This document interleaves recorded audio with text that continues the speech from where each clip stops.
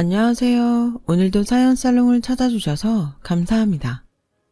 4년 전 이혼을 한 아이 키우는 30대 싱글맘입니다. 서두부터 툭 까놓고 얘기하면 저는 시댁 때문에 이혼을 했어요. 요즘은 세상이 많이 변해서 며느리들이 더 이상 시댁에 참고 억울한 일은 당하지 않는다고 하던데 저의 경우는 애석하게도 그러지 못했던 게 제 이혼의 원인이었어요. 저는 남편과 26살 때 만나서 31살에 결혼을 했는데요. 솔직히 결혼까지 생각하고 만났던 건 아니었어요. 연애 기간이 길어지다 보니 저보다 4살이 많았던 남편은 슬슬 더 늦기 전에 결혼을 하고 싶어 했고 어느 날부터는 거의 매일 저에게 간접적인 프로포즈를 쏟아냈어요. 우리 만난 지도 오래됐는데 이제 슬슬 결혼하면 어때? 집에서도 내가 장남이라 은근 결혼 얘기 기다리는데. 그래? 근데 우리가 만난 지는 오래됐지만 솔직히 내가 모아놓은 돈이 없어. 자기도 알잖아, 우리 집 형편. 당장 내가 주는 생활비 없으면 힘들 거 뻔한데 결혼은 좀 나중에 하면 안 돼? 그러지 말고 내가 모아놓은 돈이 있으니까 일단 그 돈으로 우리 결혼하고 자기네 집은 계속 똑같이 생활비 들이면 어때? 지금이랑 달라지는 거 없잖아. 그래도 어떻게 아무것도 없이 시집을 가. 나도 염치가 있는데. 난 자기만 있으면 돼. 아마 우리 집에서 자기 사정 이야기하면 무조건 결혼 먼저 하라고 하실걸. 솔직히 우리 결혼에 돈은 문제도 아니다. 둘 다 없는 것도 아니고 내가 있고 우리 집이 있잖아. 당시 남자친구였던 남편은 중소기업이긴 했지만 전문직이라 월급이 제법 그 나이대에 비해 많았어요. 그리고 남편의 집도 S전자 대리점을 운영하고 계셨는데요. 대리점이 있던 건물이 남편의 아버지 것이라 남편의 말처럼 돈은 저에겐 큰 문제였지만 남편에겐 큰 문제거리가 되지 않았죠. 연애하는 내내 남편의 그런 경제적인 여유가 부럽지 않았다면 거짓말이고 이렇게 결혼 얘기를 하면서 돈은 문제도 아니라고 하니 은근히 자존심도 상했어요. 하지만 한편으로는 어쩌면 나도 이번 기회에 돈 걱정하지 않고 살 수 있지 않을까 하는 생각이 들어 흔들렸고 계속되는 남편의 프로포즈에 점점 마음이 기울어지기 시작했어요. 사실 저는 그리 형편이 좋지 못한 집에 장녀로 태어나 한 번도 돈 앞에 자유로웠던 적이 없었거든요. 엄마 아빠 모두 초등학교만 겨우 졸업하셔서 엄마는 남의 집 파출부 일을 하시고 아빠는 공사장에서 소위 말하는 노가다 일을 하셨죠. 제 밑으로는 남동생과 여동생이 있다 보니 한 달에 많으면 2번 정도 집에서 삼겹살 구워 먹을 수 있는 딱 그런 형편이었어요. 집도 제가 직장을 다니기 전까지는 방 2개, 거실과 화장실이 1개인 월세집에서 살았어요. 사정이 이렇다 보니 저는 자의반, 타의반, 첫째라는 이유로 어쩔 수 없는 희생을 해야 할 때도 많았어요. 수진아, 엄마가 우리 딸한테 이런 말해서 미안한데 너 줄 대학 등록금이 없다. 엄마가 여기저기에서 빌려라도 볼까? 그렇게도 생각했는데 네 밑으로 동생들도 있고 빌린 돈도 이자가 붙을 테니 어려울 것 같아. 정말 미안해. 엄마는 제가 한참 고3으로 수능을 준비하던 어느 날 그렇게 말씀하셨어요. 내심 집에서 대학을 포기하라는 말이 나오지 않을까 하는 불안은 있었지만 이게 정말 현실로 다가오니까 엄마 마음을 모르는 건 아닌데도 서러워서 눈물이 쏟아졌던 기억이 지금도 생생해요. 그래서 저는 엄마한테 대학은 내가 알아서 갈 테니 미안해하지 말라고 애써 어른스럽게 말을 했고 등록금 때문에 1년 재수를 하며 돈을 모아 엄마한테 말했듯 제 힘으로 대학에 들어갔어요. 대학 입학할 때는 정말 모든 것을 다 이룬 듯 기뻤는데 저는 또다시 그 등록금 때문에 대학을 다니는 동안에도 휴학과 복학을 반복하며 살았고 제 손으로 매달 돈을 벌게 되었을 때도 제 가슴 속엔 언제나 돈은 애증의 존재였어요. 차마 돈을 버는데 집에 한 푼도 주지 않을 수도 없고 여동생은 진작에 공부에는 뜻이 없다며 자기 하고 싶은 일을 찾아 하는데 남동생은 공부를 제법 잘해서 또 그걸 외면할 수는 없더라고요. 그래도 제가 큰 누나잖아요. 그래서 남동생이 군 제대 후 복학할 즈음엔 아빠의 경제적 능력이 더 없어져서 남동생이 대학을 그만둘까 고민하는 것을 알게 되었습니다. 남동생에게 제가 학비를 댈 테니 학교를 그만두지 말라고 말했어요. 물론 중간에 힘이 들어 남동생 이름으로 학자금 대출을 받긴 했지만 약속대로 그 대출금 상환은 제가 다 해결했어요. 그리고 남동생이 대학을 졸업할 즈음 저는 우연한 계기로 남편을 만나게 되었죠. 서로 마음이 통해 사귀게 되면서 지금의 결혼까지 흘러왔던 거였어요. 남편과 5년의 연애를 하는 동안 20대는 다 지나갔고 연애가 길어지다 보니 제 주변에서는 당연히 남편과 제가 결혼할 거라고 생각하는 눈치였는데 그거 아세요? 연애하는 사이에도 서열이 있다는 거. 물론 누가 정하거나 그런 건 아니지만 주머니 사정이 넉넉하지 않았던 저는 은근 남편에게 끌려다니는 연애를 했어요. 그런데 이 상태로 결혼을 하면 부부가 되어서도 제가 심적으로 끌려다닐 것 같은 생각이 들어서 남편이 결혼하자는 말에 돈도 돈이지만 그런 이유에서도 답을 하지 못했었죠. 하지만 한 달 뒤 저에겐 한순간에 마음을 바꿔놓게 된 계기가 생겼어요. 남편이 자기 집에 그냥 인사만 와서 밥만 먹고 가라는 말에서 시작되었죠. 그것도 솔직히 내키지 않았는데 그것마저 거절하면 남편과 헤어져야 할 것 같아 무거운 마음으로 남편의 집에 가게 된 거예요. 어서 와요.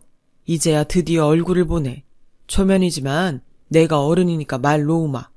동준이한테 얘기는 다 들었어. 수진이라고 했나? 우린 수진이한테 크게 뭘 바라지는 않아. 혼순이 예단이니 다 필요 없으니까 그냥 몸만 와. 여보, 초면에 뭐가 그렇게 급해요? 어차피 이 말 하려고 불렀는데 뭘 뜸을 들여? 그래도 아직 밥도 안 먹었잖아요. 이제 먹으면 되지. 할 얘기가 있는데 답답해서 밥이 목구멍에 넘어가. 내가 못 살아. 미안해요, 초면에. 이 사람이 이렇게 성질이 급해요. 이해해요. 네, 괜찮습니다. 거봐, 괜찮다잖아. 그리고 이제 우리 집 며느리 될 사람인데 당신도 말 놔. 그래야 빨리 친해지지. 난 아까 말했듯 혼수 예물 다 필요 없다. 그냥 빨리 결혼해서 얼른 손주만 낳아. 그럼 돼. 내가 신혼집은 미리 준비해 뒀으니까 말 나온 김에 빨리 밥 먹고 신혼집 보러 갈까? 어찌나 숨이 넘어가는지 예비 시어머니 말처럼 예비 시아버지는 성질이 급해도 보통 급한 게 아니었어요. 저는 밥이 어디로 넘어가는지 맛이 어떤지 모를 지경이었어요. 밥을 다 먹은 후에는 소화도 되기 전에 그대로 당신이 미리 장만해놨다는 30평대 신축 빌라로 저랑 남편을 데리고 가셨어요. 어떠냐? 아파트는 아니라 실망했는지 모르겠지만 동네도 괜찮고 평수도 넓으니 니들 애기 낳아도 이사 걱정 없이 편하게 살 수 있을 거다. 이 근처 어린이집이랑 초등학교도 가까이 있어. 그중에 가장 마음에 드는 게 우리 집이랑 걸어서 5분이라는 거. 자고로 가족은 자주 보고 서로 부딪히면서 살아야 정이 들거든. 속전속결. 예비 시아버지는 그 말이 딱 어울리게 모든 것을 계획하셨어요. 이런 준비까지 싹 다 마쳤다는 듯 자랑스럽게 말씀하셨죠. 솔직히 시댁과 가까운 것 빼고는 집도 새 건물이고 동네도 좋아서 대놓고 표현하진 못했지만 마음에 들더라고요. 아버지, 너무 급해요. 일단 다 알겠는데 조금만 기다려주세요. 이 사람도 생각할 시간을 줘야죠. 뭔 시간을 더 줘? 니네 5년 만났다며. 난 네 엄마랑 만나서 결혼하는데 5개월도 안 걸렸어. 이렇게 다 주고 다 괜찮다고 하는 시댁이 어딨냐? 나는 진짜 수진이 하나만 오면 된다니까. 남편은 성질 급한 자기 아버지 때문에 제가 더 부담을 느낄까봐 전전긍긍하는 눈치였어요. 그런데요, 저는 그 순간 이 집 며느리가 되고 싶다는 생각을 했어요. 솔직히 가진 거 많은 집인데 다른 조건 하나도 보지 않고 저 하나만 오면 된다는 예비 시아버지의 말이 그렇게 감동일 수 없었거든요. 그래서 성질 급한 시아버지의 뜻에 따라 결혼을 결심하고 3개월 만에 결혼식을 올리게 됐어요. 너무 속전속결로 진행하는 결혼이라 해프닝 하나가 벌어졌었어요. 제가 속도 위반, 혼전 임신을 해서 결혼을 빨리 서둘렀다는 소문이 돌았더라고요. 그걸 해명해야 하는데 시아버지 바람대로 허니문 베이비가 생기는 바람에 꼼짝없이 속도 위반 결혼을 한 여자가 되고 말았고, 비록 소문을 해명할 수는 없었지만 이제 나도 돈 걱정하지 않고 나를 좋아해주는 남편과 시댁 식구들과 행복하게 살리만 남았다는 것에 그런 건 별로 신경이 쓰이지 않았어요. 하지만 곧 저의 이런 바램은 깨지기 시작했어요.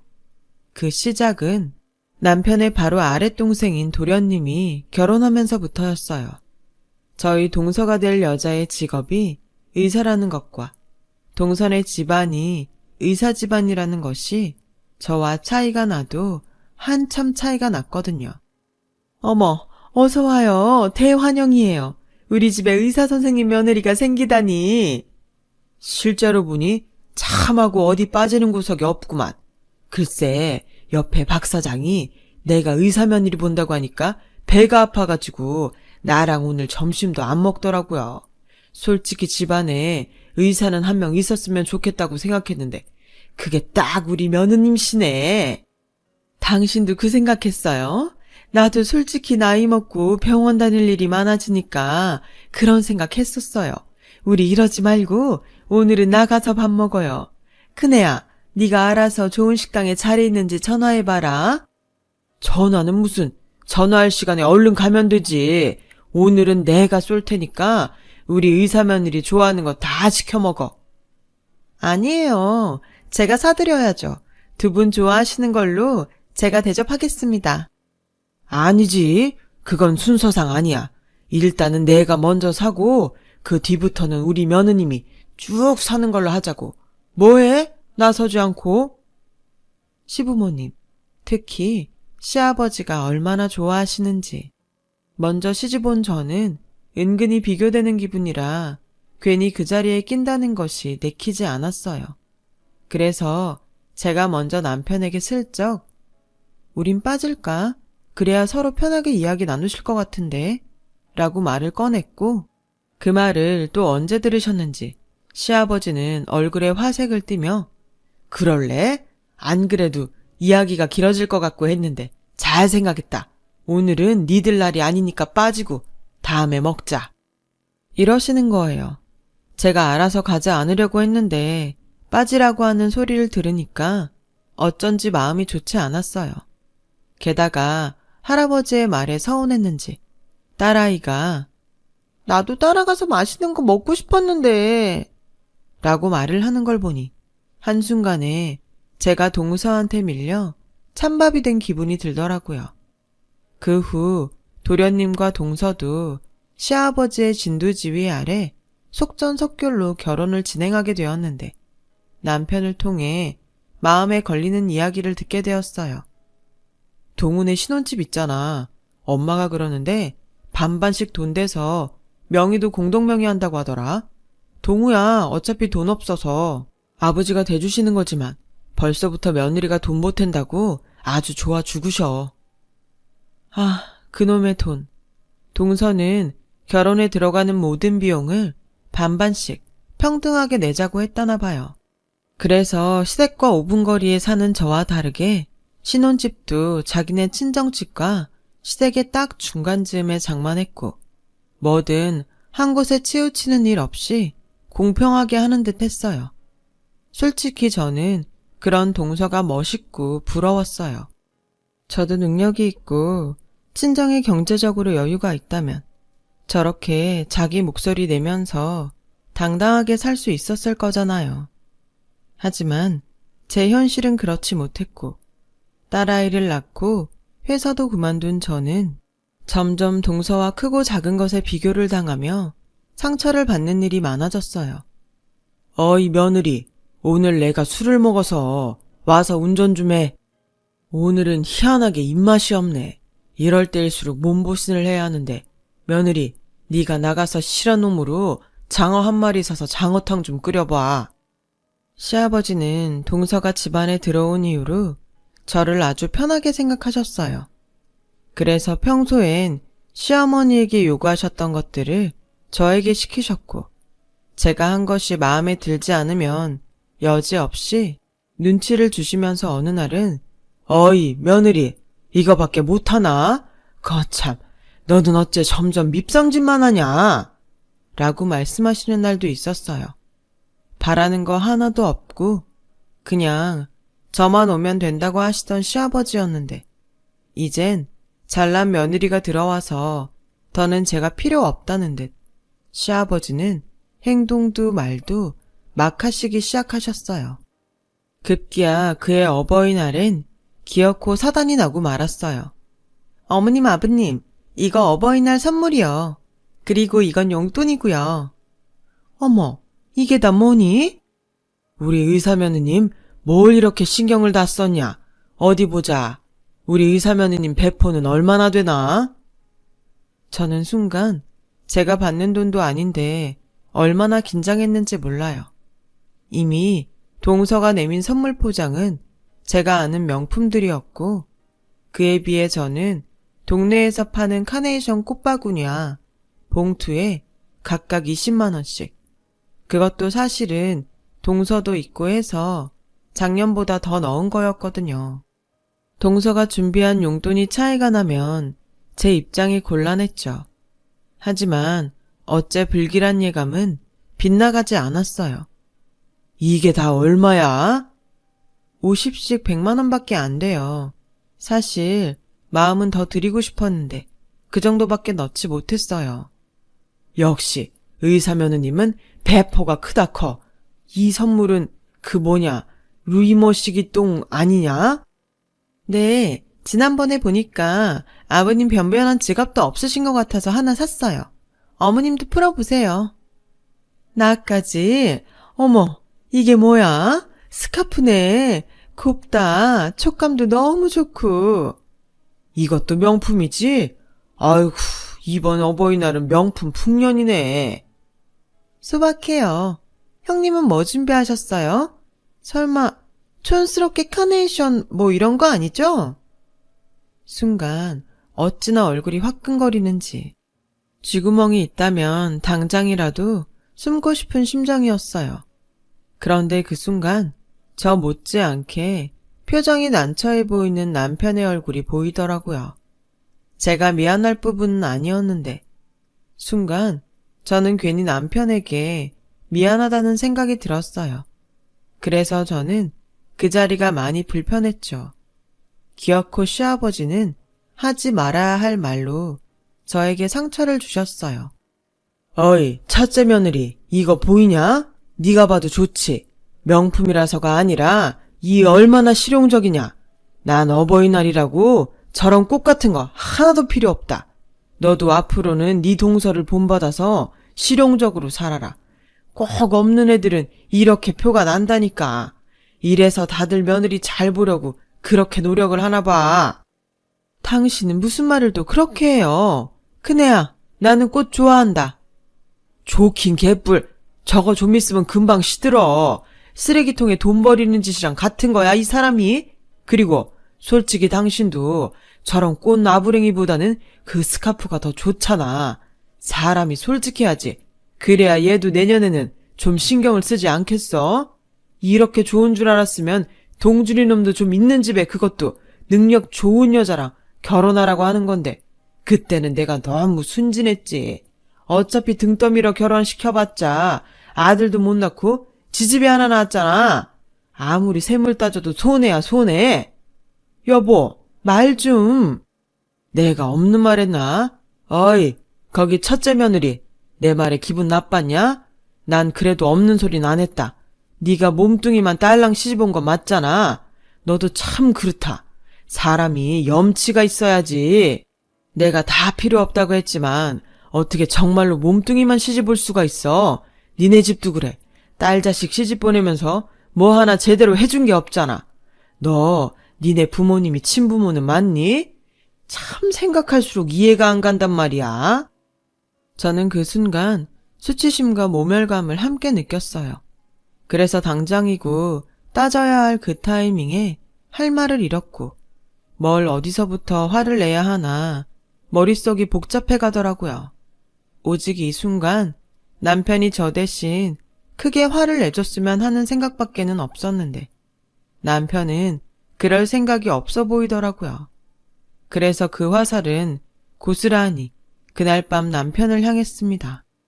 저희는 그날 저녁 언성을 높이며 부부싸움을 하게 되었어요. 또 뭐가 그렇게 불만이라서 얼굴이 그래? 말 시키지 마. 나 당신이랑 싸우기 싫어서 참는 중이니까. 참아? 어이가 없네. 그럼 뭐 내가 당신 무서워서 벌벌 떨기라도 해야 해? 뭐? 왜 참고 있는 사람한테 시비야? 참긴 뭘 참아. 아까부터 계속 얼굴에 똥 씹은 표정인 사람이 누군데? 왜?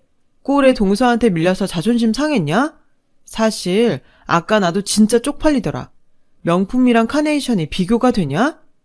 내가 알았어? 동서랑 나랑 상의라도 했음. 내가 카네이션이나 사들고 갔겠냐고. 당신이나 당신 아버지랑 진짜 사람 간사해. 그렇게 다 필요 없으니까 제발 결혼만 하자고 할 땐 언제고. 이제 와서 손해라고? 게다가 우리 부모님이 친부모가 맞냐고? 아무리 어른이지만 그게 할 소리야? 우리 아버지 성격 알잖아. 그리고 그 말을 내가 했어? 왜 나한테 화를 내는데? 그렇게 화났음 당신이 따지지. 그 자리에선 아무 말도 못했으면서 왜 나한테 그래? 솔직한 말로 우리 아버지가 없는 소리 하신 건 아니잖아. 뭐라고? 어쩜 아들이라고 자기 아버지랑 똑같은 말을 하니? 아무리 의사 며느리 보고 마음이 달라졌어도 사람이 그러면 안 되지. 사람 앞에 두고 무슨 경우야? 오바한다. 자격지심이냐? 재수 씨한테 열등감 있어? 어차피 비교도 안 되는데 혼자 그만 열래. 사람이 분수를 알아야지. 나 아니면 땡전 한 푼도 없으면서 큰 소리는? 막말로 자기 회사 그만두고 내 월급으로 처갓집에 매달 생활비 보태잖아. 그럼 오늘 같은 날 있어도 그냥 알아서 넘기고 그래라. 괜히 사람 피곤하게 하지 말고, 어? 저는 그때 이 인간을 어떻게든 해야 했어요. 말 한마디 한마디가 제 가슴에 콕콕 박히는데 어찌나 쓰리고 아픈지 저는 그 후 한순간도 시아버지의 말과 남편의 말을 잊을 수가 없었죠. 언젠가는 이 서름을 꼭 갚으리라 다짐하고 또 다짐했어요. 그래서 저는 그 후로 다시 돈을 벌기 위해 일자리를 알아봤고 남편은 퇴근 후 제가 써놓은 이력서를 발견하고는 코웃음을 치며 또 하지 말아야 할 소리를 해댔어요. 이게 뭐야? 이력서? 당신 취직하게? 나 참, 현실을 몰라도 너무 모르네. 어느 회사가 당신처럼 나이 많고 애 딸린 경단녀를 받아주냐? 엄한데 신경 팔지 말고 살림이나 똑바로 잘해. 곧 있으면 애 학교 갈 텐데 한글은 다 뗐어? 다른 집 애들은 벌써 한글은 기본이고 영어도 원어민 수준으로 말하더라. 당신은 도대체 집에서 애랑 뭐 하냐? 뭐 하냐고? 그럼 당신은 애한테 뭘 해줬어? 밖에 나가 돈 번다는 이유로 나한테 다 밀어놓고 지금 책임 전가하는 거니? 내가 왜 취직을 하려고 하는 줄 알아? 당신이랑 당신 아버지가 무시하니까. 그래서 나도 돈 벌려고 이러는 거야. 살림하고 애 잘 키운다고 당신네들이 나 무시 안 하겠어? 한글? 영어? 난 그런 것보다 인성을 가르칠 거야. 해도 되는 거랑 하면 안 되는 거. 또 시작이지. 그놈의 열등감. 재수씨 봐라. 사람이 얼마나 여유있고 멋지냐? 동우 이번 생일에 지 와이프한테 명품 시계 받았대. 넌 나한테 그런 걸 사줄 능력이나 있어? 그래, 운 엄청 좋아서 취직했다고 치자. 네 월급이 얼마쯤 될 것 같니? 에휴, 지금까지 내가 니네 집에 준 생활비만 따로 모았어도 지금 돈 꽤나 모였을 텐데 아깝다 아까워. 또 그 소리. 알았어. 내가 집에 얘기할 테니까 이번 달부터 우리 집에 돈 보내지 마. 솔직히 까놓고 내가 그래 달라고 했어? 당신이 애는 엄마가 키웠으면 좋겠다고 생활비 자기가 보낸다고 나보고 회사 그만두라며. 누가 들으면 내가 당신이랑 당신의 집 돈 보고 결혼한 줄 알겠다. 이렇게 치사하게 굴 거였음 애당초 그런 소린 하지 말았어야지. 그럼 아니냐? 나랑 우리 집이 돈 좀 있으니까 시집 온 거 맞잖아. 사람이 없으면 솔직하기라도 하자. 나 솔직히 처가집에 돈 보내는 거 아깝고 의사 와이프 있고 그런 의사 와이프한테 명품 선물 받는 동우 부럽다. 엄청 부러워. 그래? 그럼 난 뭐 다른 집 여자들 안 부럽겠니? 해도 될 소리가 있고 하면 안 되는 소리가 있는 거야. 왜? 지금이라도 이혼하고 동서 같은 여자랑 재혼해. 그럼 되겠네. 꼴의 큰 소리는. 그래, 나야 못할 거 없지. 아쉬울 것도 없고 이혼해. 그때였어요. 갑자기 집 비밀번호 누르는 소리가 들리더니 시아버님이 짐가방을 들고 저희 집으로 오셨더라고요. 니들 싸우냐? 어째 여자 목소리가 문 밖까지 들려? 아버지, 이 시간에 무슨 일로 오셨어요? 그리고 그 가방은 뭐예요? 나, 네 엄마랑 싸웠다. 여편네가 나이를 먹더니 잔소리만 늘어. 그래서 당분간은 여기서 지낼 거야. 어차피 여기가 가게랑도 가까워서 더 편할 것 같고. 아버님, 아무리 그렇다고 하셔도 이렇게 연락도 없이 오시고 번호는 또 어떻게 하셨어요? 예, 지금 무슨 말을 하는 거니? 이 집 누가 샀냐? 번호? 내가 산 내 집인데 내가 번호를 모를 것 같니? 억울하면 네가 시집 올 때 집 사오지 그랬냐? 땡전 한 푼 없이 시집 온 게 어디서 집주인 행세를 하려고 들어? 저는 그 순간 알았어요. 이 일은 잘 수습하고 넘어간다고 해결될 일이 아니라는 것을요. 어차피 남편이랑 이혼 얘기도 오고 갔고 감정도 상할 대로 상해 저는 더는 이런 대우를 받고 살지 말자고 생각했어요. 아버님, 저 아버님 말대로 땡전 한 푼 없이 시집 왔어요. 그런데요, 저 아버님 말만 믿고 결혼했다가 지금 이 모양 이 꼴이에요. 그때 저한테 뭐라고 하셨어요? 혼수 예단 다 필요 없다고 저 하나만 시집 오면 된다고 하셨죠? 제가 잘못이 있다면 그 말을 곧이곧대로 믿고 결혼한 것밖에 없어요. 그게 이렇게 큰 잘못이라면 저 미련 없이 이 사람이랑 이혼할게요. 아버님 원하시는 며느리 다시 얻으셔서 행복하게 사세요. 아이고, 누가 무서워할 줄 아냐. 은혜도 모르는 것. 내가 그동안 너한테 얼마나 잘해줬냐. 그래서 머리 검은 것들은 잘해주면 안 돼. 지금도 천지분간 못하고 어디 어른한테 큰 소리야. 이혼? 그래, 해라. 너 올 때 몸뚱이만 왔으니까 몸뚱이만 나가면 되겠네. 아니지. 그동안 내 아들이 번 돈으로 먹고 입고 너 그것도 다 토하고 나가. 저는 기세등등한 시아버지의 말에 코웃음이 났어요. 제가 그 돈 받고 펑펑 쓰면서 편하게 살았나요? 아무리 돈이라는 것이 저한테는 애증의 존재라고 하지만 더는 치사하고 안 입고 와서 딸아이만 데리고 그 잘난 집을 나왔어요. 그리고 잠시 망설이군 역시 갈 곳이 친정밖에 없어서 정말 내키진 않았지만 하는 수 없이 친정집으로 갔어요. 친정 부모님은 저에게 이유를 묻지도 않고 이렇게 싸웠다고 친정에 오는 거 아니라며 저에게 무슨 일이 있는지는 모르지만 집에 들어가서 남편과 화해하라고 하셨어요. 제가 전후 사정을 모두 이야기하자 두 분은 할 말을 잃고 집은 정적만 흘렀어요. 그때였어요. 누나, 잘했어. 이참에 그런 집 살아먹고는 인연 끊어. 내가 누나랑 유나는 책임질게. 나도 그동안 누나한테 엄청 받기만 했잖아. 그래, 네 얘기 듣기 전엔 뭐 대단한 싸움인가 했는데 이건 아닌 것 같다 수진아. 엄마 아빠가 미안해. 우리 때문에 네가 그 집에서 그런 수모를 당했구나. 우린 그저 네가 그 집에서 이쁨만 받고 사는 줄 알았어. 당신 당장 그거 가지고 와. 내가 혹시라도 몰라서 한서방이 준 생활비 네 엄마한테 한 푼도 쓰지 말라고 했다. 너 당장 그거 가지고 가서 그 자식 면전에 던지고 나와. 나도 내 딸 그런 집구석에 다신 안 보낸다.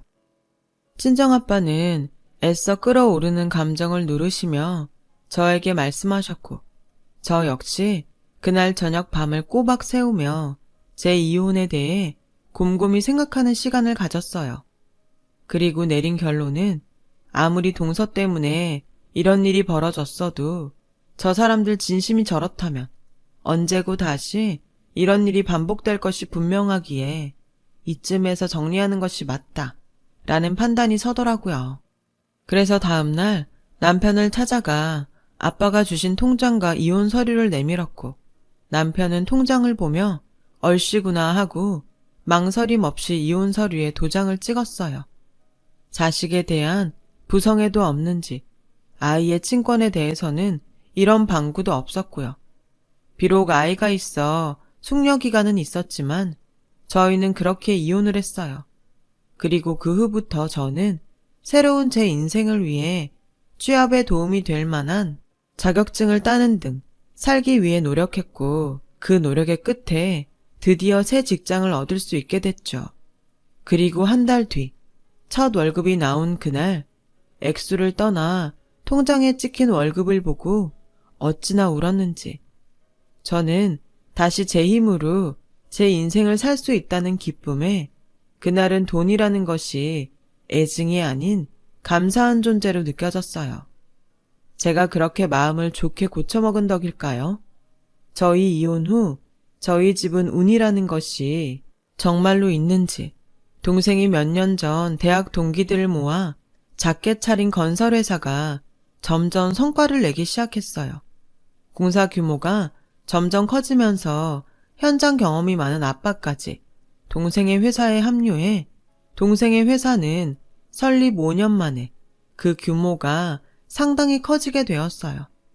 저희 아빠가 배움은 짧았어도 설계면 설계, 설비면 설비, 그쪽에서도 기술이 아깝다고 칭찬이 자자하셨거든요.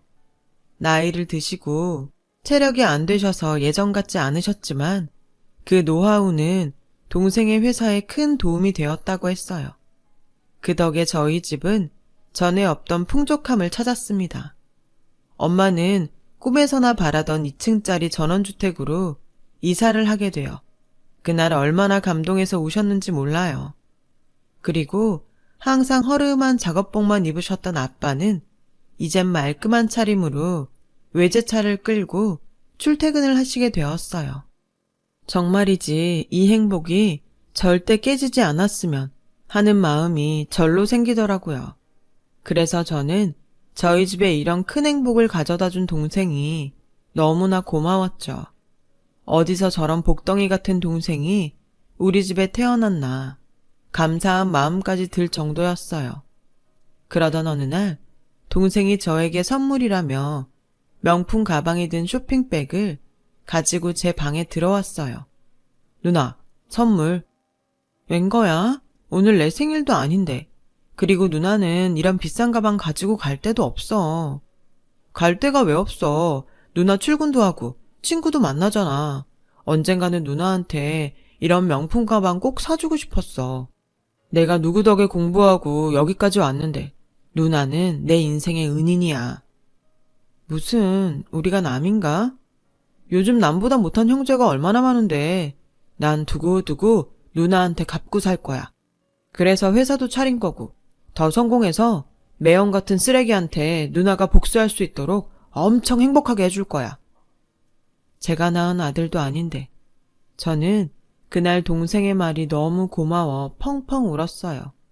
솔직히 동생 학비 대면서 힘들 때면 내가 왜 내 학비도 아닌데 이런 일을 자처했나 후회하는 순간도 있었거든요. 하지만 동생은 그걸 평생의 은혜로 알고 이렇게나 보답해주니 오히려 제가 더 고맙고 미안했죠. 그래서 이 고마움을 다른 사람들한테 자랑이라도 하고 싶어서 메신저 프로필 사진에 동생이 준 가방을 들고 있는 사진을 찍어서 올렸어요. 그러자 며칠 후 그 사진은 뜻밖의 저에겐 복수의 기회를 가져다 주었어요. 다신 엮이고 싶지 않다고 생각한 전 남편이 연락을 해왔거든요. 잘 지내? 요즘 좋아 보인다. 무슨 일이야? 우리가 안부 묻고 그럴 사이는 아니잖아. 나 반성 많이 했어. 나한테 기회를 한 번 더 주면 안 돼? 우리 유나 장래를 생각해서라도. 이혼할 때는 생각도 하지 않던 애를 여기에 왜 갖다 붙여? 지금 우리 유나 당신이랑 살 때보다 훨씬 더 행복하거든? 그러지 말고 나 한 번만 용서해줘. 당신 친구한테 들었는데 요즘 당신네 집 잘 산다며? 처남 사업이 아주 잘 돼서 당신도 다시 일하고. 역시 사람 일은 모르나 봐. 그럼 그렇지. 당신 이제 와서 내가 좀 있는 것 같으니까 반성이니 뭐니 하면서 수작 부리니? 끊어. 나 일해야 해. 끊지 마. 저기 진짜 미안한데 우리 집이 지금 좀 많이 힘들거든. 아버지가 사기를 당하시는 바람에. 그래서 당신이 좀 도와주면 안 될까? 급한 불만 먼저 끌 수 있게 도와주면 내가 당신 시키는 거 다 할게. 나한테 돈을 빌려달라고? 그 돈 없다고 사람을 무시하더니 당신도 염치가 있어라. 끊어! 저는 그렇게 일방적으로 전화를 끊었어요. 그리고 또 다시 전화가 걸려올까봐 남편의 번호를 수신 차단했는데 이 인간이 어떻게 알았는지 퇴근하고 집에 가려고 하는데 회사 건물 밖에서 저를 기다리고 있더라고요. 그것도 정말 꿈에서도 보고 싶지 않은 자기 아버지랑 같이요. 자기야, 끝났어? 자기? 지금 어디다 대고 자기래? 나 당신 빌려줄 돈 없으니까 꺼져. 아가, 그러지 말고 예정을 생각해서 좀 도와줘라. 오죽하면 내가 여기까지 왔겠니? 저한테 왜 그러세요? 아저씨 좋아하시는 의사 며느님 있잖아요. 거기에 가서 부탁하세요. 저한테 이러시지 마시고. 동우 이혼당했어. 우리 집 소식 듣고 제일 먼저 손절했다고. 우리가 부탁할 사람은 당신밖에 없어. 우리 건물 지금 다 경매로 넘어갈 판이야. 도와줘. 제발. 부탁하마 며느라. 내가 이렇게 사정하마. 시아버지는 다른 사람들 시선도 아랑곳하지 않고 저에게 매달리셨어요. 사람이 이렇게 돈 앞에 간사할 수가. 저는 곤란한 순간에 어찌해야 할까 고민스러웠는데 이 근처를 지나가는 김에 저를 데리고 집에 갈 생각을 하셨던 아빠의 눈에 이 광경이 딱 걸렸어요. 그 뒤 저희 아빠는 회사 앞에 당신 차를 세우시고 저를 향해 뛰어오셨는데 시아버지는 저희 아빠가 멀끔한 차림으로 그것도 외제차인 벤츠에서 내리는 것을 보고 당신 자신이 창피했는지 고개를 푹 숙이더라고요. 당신들 지금 내 딸한테 뭐 하는 짓이야? 우리 딸이 만만해? 내가 한번 뜨거운 맛을 보여줘? 사돈, 내가 오죽하면 이러겠습니까? 똑똑히 들어요. 사람은 뿌리는 대로 걷는 겁니다. 당신이 내 딸한테 뿌린 거 지금 이렇게 걷는 거예요. 더 비참한 꼴 보이지 마시고 돌아가세요. 지금은 좋은 말로 하지만 다음엔 결코 지금 같지는 않을 겁니다. 수진아, 얼른 가자. 저는 그 길로 아빠의 손을 잡고 아빠의 차를 탔어요. 그리고 차 안에서 본 남편과 시아버지의 모습은 제가 봐도 딱 거짓골처럼 보였는데 그 모습이 제가 본 그들이 마지막이었어요. 뭐 언젠가는 딸아이 때문에 또 볼 수도 있는 사람들이지만 저는 더 이상 그들에게 휩쓸릴 일은 없을 거라고 생각해요. 그리고 그 일을 겪고 다시금 깨달은 것이 있다면 사람은 언제 어떻게 될지 모르기에 내가 나이가 더 들어도 젊은 사람 괄시하지 않고 언제나 최선을 다하며 겸손하게 살아야 한다는 것을 새삼 느끼게 되었어요. 인생을 초심의 마음으로 감사함과 고마움으로 살자고 제 자신과 약속했어요. 그리고 이 교훈은 제 아이한테도 고스란히 가르쳐 아이가 물질적인 행복이 아닌 마음으로 느낄 수 있는 행복한 삶을 살 수 있도록 엄마로서 좋은 본보기가 되려고 합니다. 지금까지 저의 긴 이야기 들어주셔서 감사해요. 들어주신 모든 분들 고맙다고 많이 이야기할 수 있는 매일이 되시길 바라겠습니다. 여러분, 사연 댓글에 응원과 현명한 조언 부탁드려요. 좋아요와 구독은 저에게 큰 힘이 됩니다. 오늘도 좋은 일 가득하세요.